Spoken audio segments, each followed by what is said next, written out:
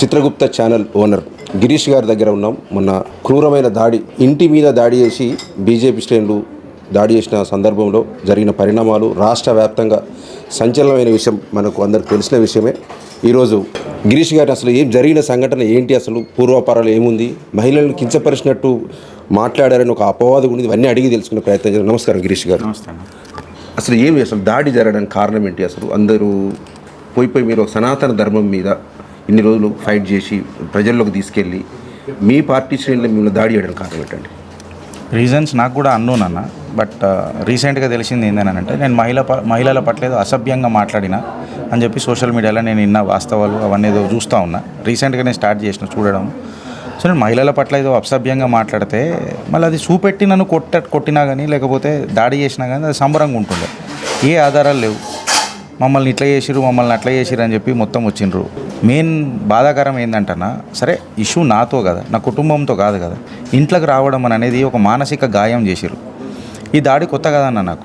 గిరీష్ అనేటోడి మీద ఇప్పటిదాకా మచ్చలేని మహారాజు లెక్కనే ఎదిగిండు. ఏ కేసులు కూడా నా మీద ఇప్పటిదాకా లేవు. నేను రాజ్యాంగబద్ధంగానే కట్టుబడి ఇప్పటిదాకా పనిచేసిన.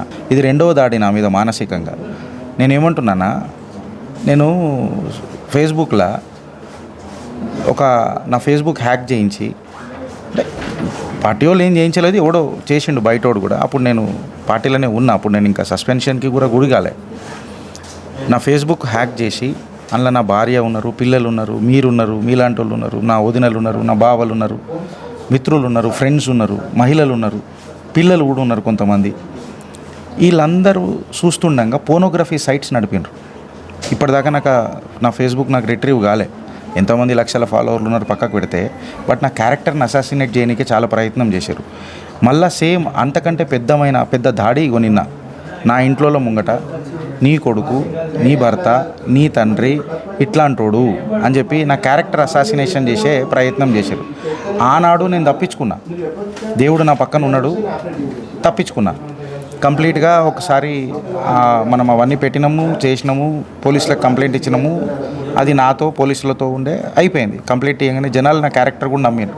బట్ ఇక్కడికి వచ్చేసరికి ఓనర్స్ ఆఫ్ రెస్పాన్సిబిలిటీ నా మీద ఉన్నది. ఇలా నేను ప్రూవ్ చేసుకునేది.